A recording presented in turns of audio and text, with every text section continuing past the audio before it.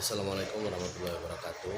Ya, terima kasih kepada rekan saya yang telah membuka P2K2 kita kali ini, yaitu kita masuk dalam langkah yang kedua sekarang, yaitu tentang pencegahan penelantaran dan eksploitasi ya. Jadi di sini apakah Ibu tahu tentang penelantaran terhadap anak, atau di sekitar lingkungan Ibu ini ada enggak yang dimaksudkan dengan penelantaran anak tersebut? Enggak apa-apa Bu, diceritakan saja. Iya. Iya, penelantaran anak itu tidak dilakukannya kewajiban dan tanggung jawab orang tua dalam memenuhi kebutuhan dasar anak secara wajar, termasuk kasih sayang dan perhatian ya. Iya. Jadi Bu, di sini kita ada kasus Tasbirin. Saya akan coba bacakan, Ibu dengar baik-baik, nanti saya minta tanggapan dari Ibu. Kasus kisah Tasbirin, bocah 12 tahun yang harus menghidupi ketiga adiknya. Jauh di sebuah dusun di desa Gunung Lurah, kecamatan Cilongok, Banyumas. Tasbirin umur 12 tahun, bocah tanggung dari dusun persawahan, harus hidup sendiri dan mencari nafkah untuk menghidupi ketiga adiknya.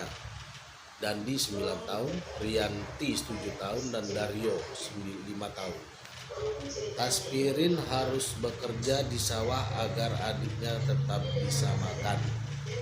Di rumah bilik kayu dengan luas 5 kali 7 meter persegi dengan satu ruang kamar luas 3 kali 3 meter persegi dan sebuah dapur dengan tungku kayu bakar serta isi perabotan yang sangat sederhana, dan hanya dapat dua buah kursi panjang dan satu meja beralaskan lantai semen yang sudah pecah. Hidup 4 bocah sebatang kara. Ayah mereka pergi bekerja di Kalimantan bersama kakak tertuanya, sementaranya ibunya meninggal akibat tertimbun longsor saat mencari pasir 1 tahun yang lalu.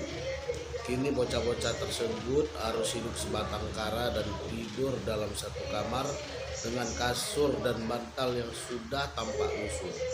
Dengan ditutupi matras, ketiga adiknya sangat mengandalkan kakak kedua mereka, Tasbirin, yang setiap hari harus bekerja di sawah dengan mencangkul, membersihkan sisa-sisa padi, serta menanam padi bersama warga desa pada saat musim tanam.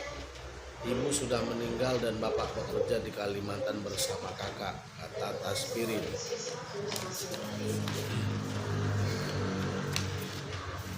Hampir setiap hari Tasbirin mesti pergi ke sawah untuk mencari uang demi menghidupi ketiga adiknya.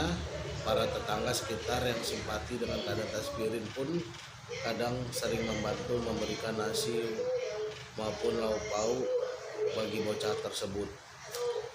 Tak jarang mereka hanya makan dengan nasi seadanya, namun tampak nikmat.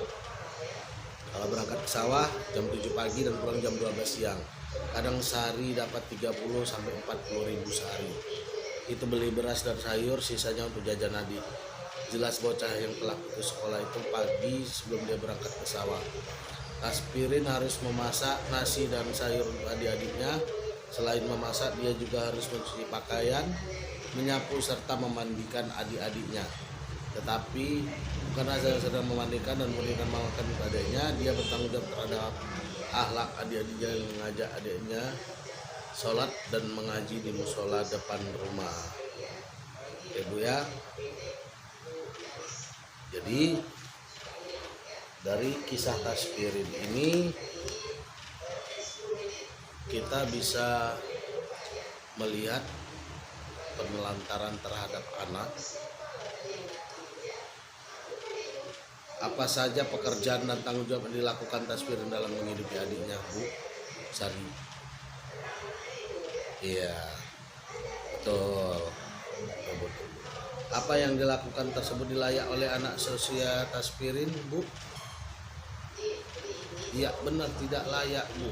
Anak seumuran Taspirin belum layak melakukan pekerjaan, Bu. Seharusnya dia mendapatkan pendidikan yang layak.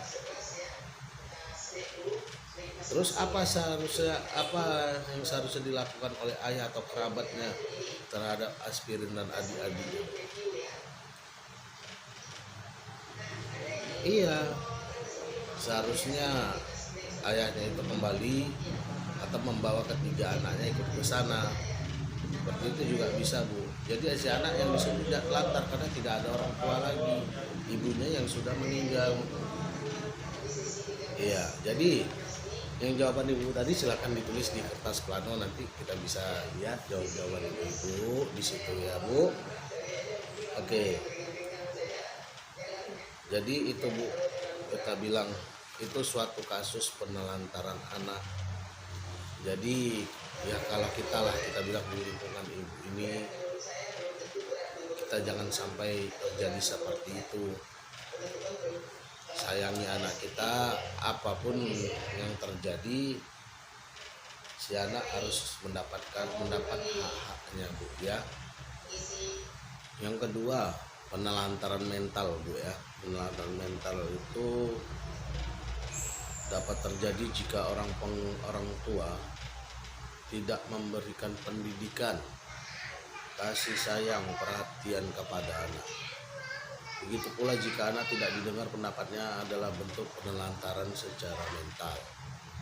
Yang ketiga, penelantaran secara spiritual. Penelantaran spiritual dapat terjadi jika orang tua tidak melakukan tugas dan tanggung jawabnya untuk mengenalkan nilai-nilai baik dan buruk yang disebabkan karena sibuk ataupun tidak ada waktu. Selanjutnya, orang tua tidak pernah menghargai anak melalui celaan selalu menyalahkan anak merupakan bentuk penelantaran.